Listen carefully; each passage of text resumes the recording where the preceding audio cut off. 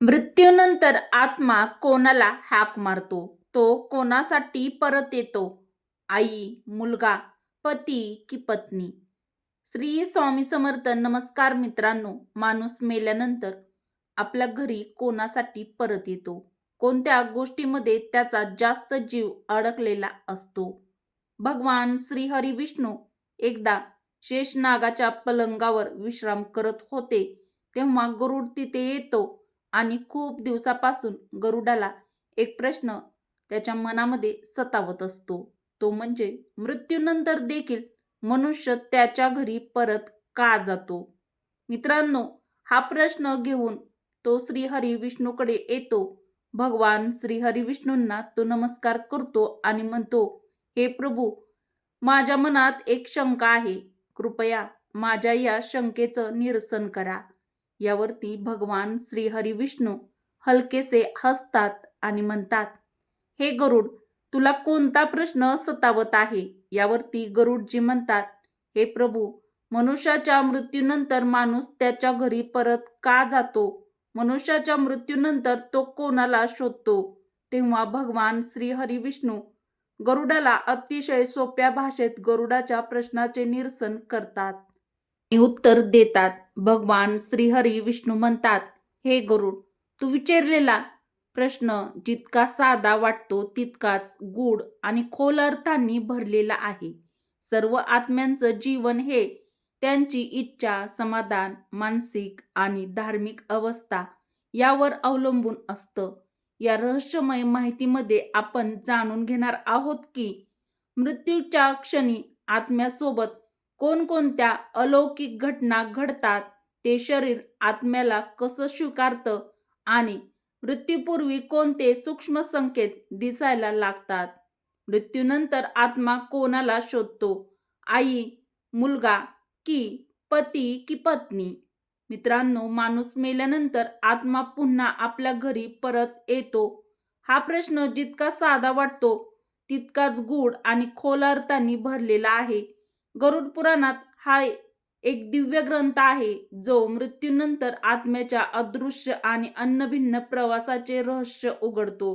या ग्रंथानुसार आत्मा मृत्यूनंतर कुठे जातो? आपल्या प्रियजनांना पाहतो का? हे सर्व आत्म्याचे संस्कार, तिच्या इच्छा आणि मृत्यूसमयीची मानसिक व आध्यात्मिक अवस्था यावर अवलंबून असते. या रहस्यमय कथेमध्ये आज आपण जाणून घेणार आहोत की मृत्यूच्या क्षणी आत्म्यासोबत कोणकोणत्या अलौकिक घटना घडतात, शरीर मृत्यूला कसं स्वीकारतं आणि कोणते सूक्ष्म संकेत दिसायला लागतात. आत्मा शरीरातून कधी बाहेर पडतो हे तिला कळतच नाही की शरीरापासून तो वेगळा झाला आहे.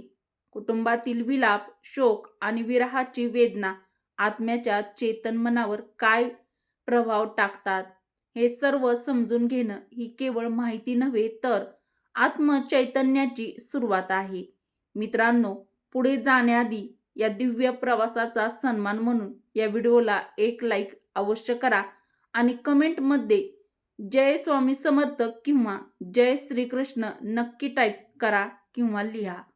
चला तर मग सुरुवात करूया या अदृश्य प्रवासाला, ज्याची सुरुवात होते शेवटापासून. शेवट म्हणजेच मृत्यूपासून. तुम्हाला हे जाणून आश्चर्य वाटेल की हिंदू धर्मात एकूण 18 महापुराण आहेत आणि त्यापैकी एक विशेष ग्रंथ म्हणजे गरुड पुराण. हा ग्रंथ केवळ मृत्यूनंतर आत्म्याच्या रहस्यमय प्रवासाचे वर्णन करतो असे नाही, तर आत्म्याची अंतिम वेदना, तिची दिव्यता आणि कर्माचे परिणाम उलगडून दाखवतो. या ग्रंथात सुमारे 19,000 श्लोकांच्या माध्यमातून भगवान श्रीविष्णूंनी आपलं वाहन गरुडाला ते परम रहस्य सांगितलेलं आहे, जे आत्म्याच्या मृत्यूनंतर मृत्यूच्या अवस्थावर प्रकाश टाकते. प्राचीन मान्यतानुसार गरुड पुराणाचे श्रवण केवळ मृत आत्म्याला शांती व मोक्ष प्राप्त करून देत नाही, तर त्या आत्म्याच्या कुटुंबियांनाही एक आध्यात्मिक जागृती, मानसिक समतोल आणि एक गोड अनुभूती प्राप्त होते. या ग्रंथात सांगितलं आहे की मृत्यूच्या काही काळ आधी माणसाला काही सूक्ष्म संकेत जाणवू लागतात. जसे की एखादी दिव्य शक्ती त्याला हाक मारत असते, पूर्वजाचे दर्शन होणे किंवा एखाद्या अनामिक शांततेचा अनुभव येणं. शरीर हळूहळू स्थिर होऊ लागतं. थंडी सर्वप्रथम पायापासून सुरू होते आणि हळूहळू ती डोक्यापर्यंत पोहोचते. श्वासोच्छवासाचा वेगही असामान्य होतो. कधी जलद तर कधी मंद. काही वेळा मृत्यूच्या अगदी काही क्षण आधी. त्यामुळे व्यक्तीच्या चेहऱ्यावर एक अलौकिक तेज दिसून येते, जणू काही आत्मा पूर्णपणे दिव्यता अनुभवत आहे. जेव्हा जीवनाची ज्योत विझते तेव्हा आत्मा ऊर्जेच्या त्या अंतिम लहरीतून बाहेर येतो, पण त्यालाही कळत नाही की तो आता या शरीरापासून वेगळा झाला आहे. त्याचे शुभकर्म जास्त असते, त्याचे आत्मा सहजतेने शरीर सोडते, पण ज्यांचे पापाचे प्रमाण जास्त असते त्यांच्यासाठी हा क्षण खूप दुःखदायक आणि वेदनादायक किंवा क्लेशदायक ठरतो. आत्मा बाहेर पडल्यावर शरीर शांत आणि थंड होऊन जातं, पण आत्मा भ्रमित अवस्थेत असतो. तो म्हणजे मी जिवंत आहे, पण कोणी मला का बघत नाही? तो आपल्याच आप्तजनांना, प्रियजनांना पाहतो, त्यांच्याशी बोलतो, पण त्याचा आवाज शून्यात विरून जातो. पण त्याचा आवाज शून्यामध्ये विरून जातो असं त्याला वाटतं, जणू काही तो एक स्वप्नच बघत आहे. पण ते स्वप्न नसतं, तर त्याच्या चेतनेची एक नवीन अवस्था असते.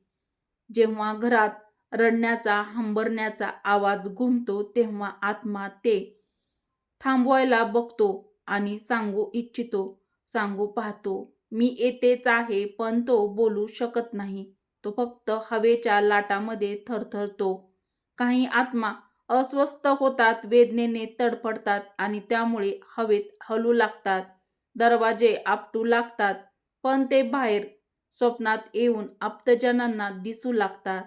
हे दृश्य केवळ एक पौराणिक कल्पना नाही, तर आपल्या संस्कृतीतील मृत्यूनंतरच्या प्रवासाचे गंभीर आणि आत्मचिंतनास प्रवृत्त करणारी आध्यात्मिक समज आहे.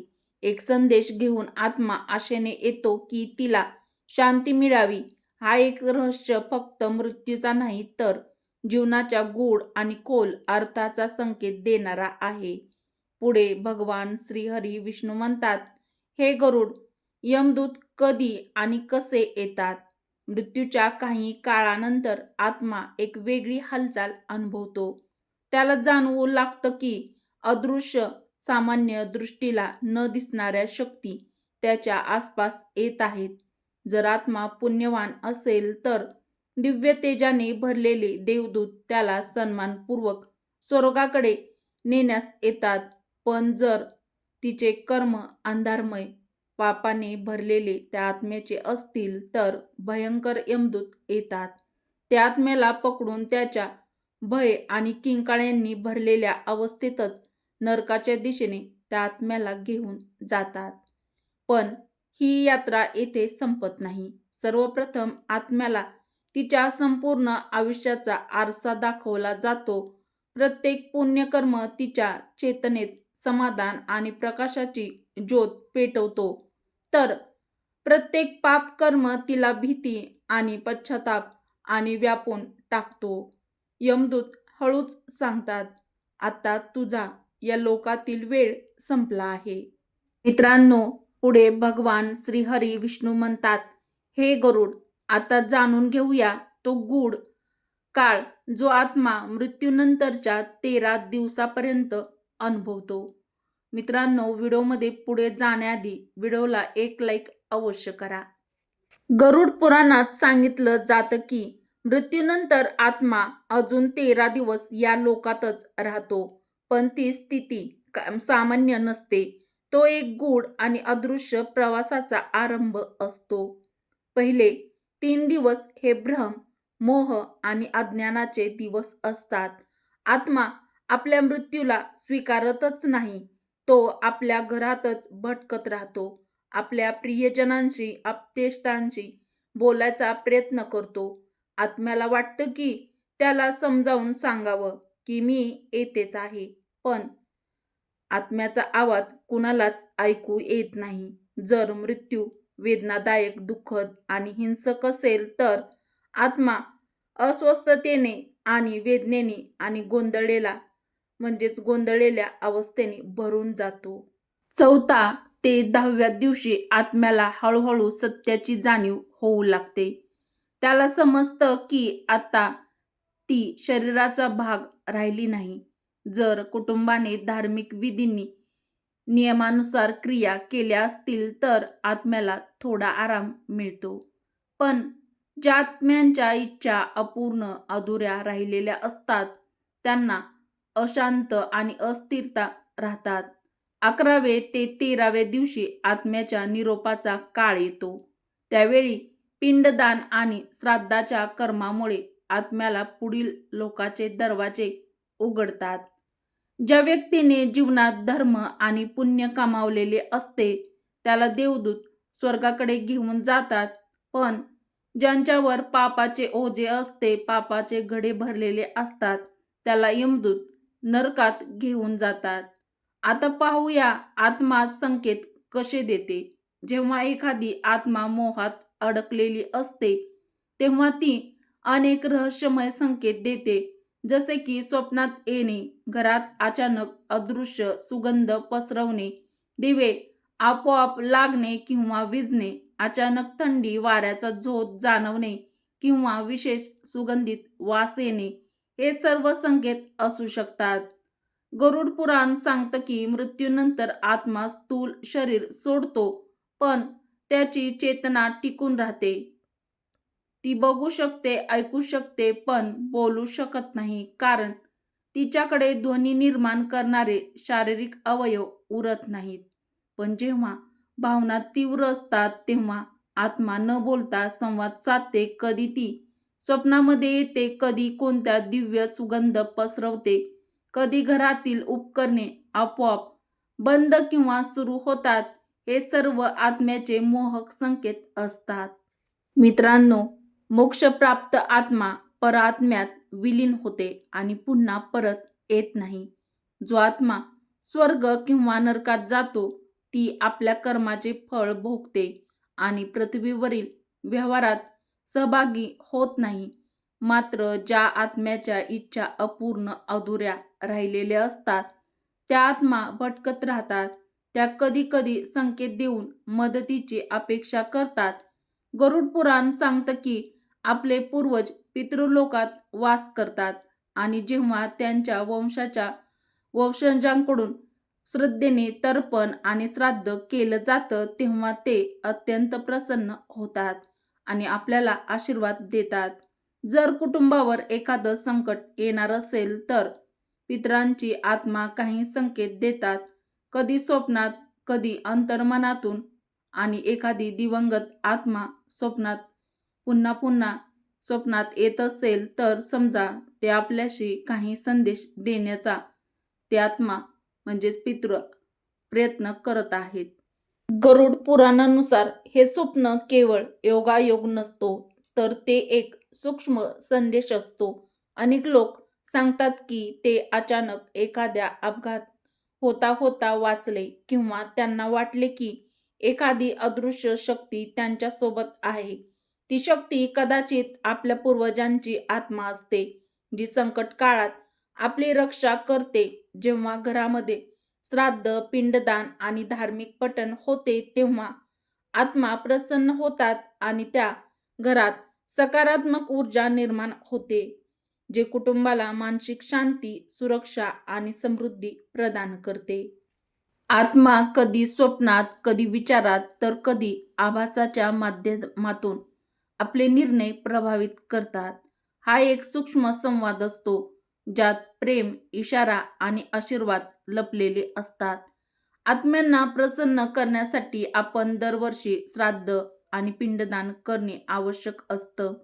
भगवान श्रीहरी विष्णू म्हणतात, यावेळी गरुड पुराणातील पितृस्तोत्र आणि महामृत्युंजय मंत्र याचं पठण करा.